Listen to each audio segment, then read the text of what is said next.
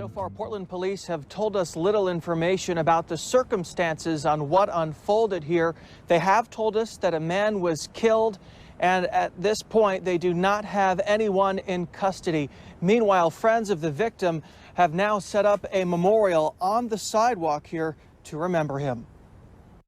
A silver SUV sat still on the sidewalk near Northeast 9th and Everett just after midnight Saturday. Portland police officers surrounding it with crime scene tape after finding it crashed and abandoned and evidence that someone had shot at it.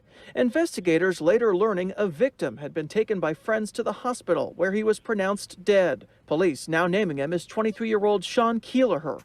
An autopsy concluded his death was a homicide caused by blunt force trauma. We're really upset and sad about it, and we're looking for answers. Tressa Rayford says she thinks her friend Keeleher was run down by the SUV intentionally before the driver took off. She and groups of others gathered in the afternoon to mourn, lining the sidewalks with roses and candles and writing his nickname, Arminio, on the building next to where he was critically hurt. I came here to pay honor to him because we love him. And so we didn't want this to be an empty space. Multiple friends of Keeleher said he was an outspoken activist and anti-fascist, often involved in city protests and movements. Earlier in the night before he was killed, Keeleher was at nearby Cider Riot, according to its owner, a popular hangout spot for anti-fascists. And the building where the SUV was found crashed, the Democratic Party of Oregon. It's sad whoever this might happen to, and obviously we're all sharing the same concerns if that political involvement had anything to do with the events last night. The SUV crashed into a building and someone fired shots into the car. But when officers got there, no one was around. Hours later, they learned someone had driven a 23-year-old to the hospital.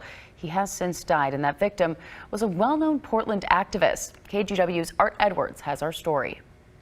A chaotic scene in Northeast Portland early Saturday morning. Police say 23-year-old Sean Keeleher, known by some as Arminio Lewis, was hit and killed by an SUV. He was a good friend, and he smiled a lot. It happened right outside the building that houses the Democratic Party of Oregon. Daryl Perez was in a tent nearby when it happened. He heard cars, crashing sounds, gunshots, and people talking to Keeleher. Walk, man, walk. And that's when I came out of my tent and I saw him carrying their friend across the road, and that guy's still trying to get his SUV or trucks unstuck. Keeleher was driven to a hospital where he was later pronounced dead. He was known as a left-wing activist in Portland. This is video of him at a protest in 2016. The Oregonian reports that he was hit after leaving Cider Riot, a left-wing hangout in Northeast Portland. Friends gathered in Northeast Portland today, leaving flowers and lighting candles in his memory.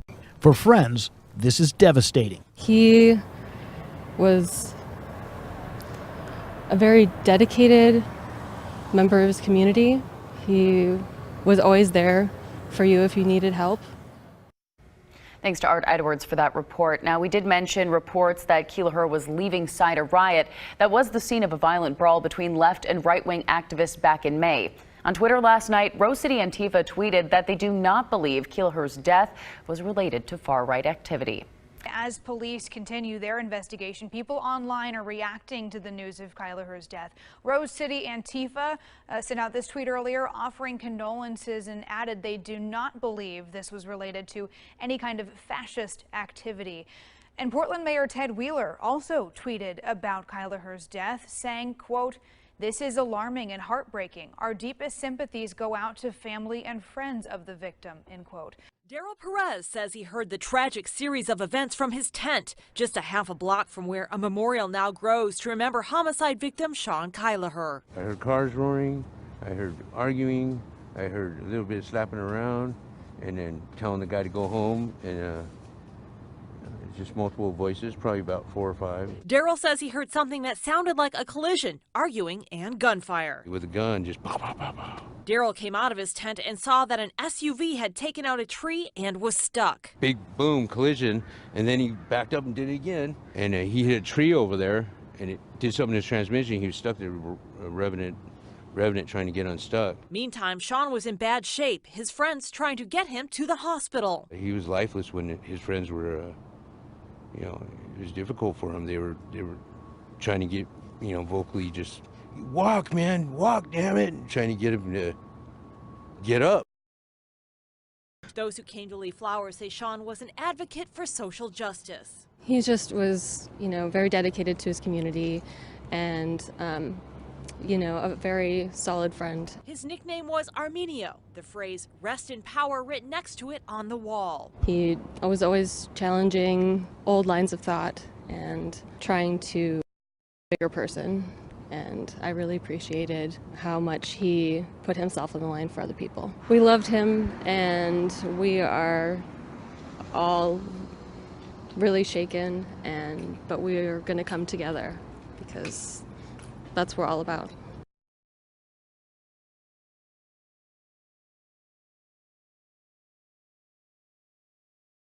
I can see at the top of his page 17 hours ago, whoever this is, whether it's Louis Marquez or not, tweeted out a photo of burning ashes, and it says Leo Stratton's last selfie. And he writes, "That's funny." Okay. Then, a dancing person, I guess, apparently celebrating. Another dancing person apparently celebrating. And then this bullshit right here. Here's Leo Stratton organizing with a known Klansman. Fuck his ghost. This man is dead, and let's be honest, the world is much better. Hashtag fuck white pride. Get the fuck out of our town. You. I'm just standing here waving the flag is all I'm doing. So you're saying it's okay to be white? You can't let everyone know that we're all racist idiots with no jobs who have nothing better to do than to make everyone else around us feel shitty who disagrees with us.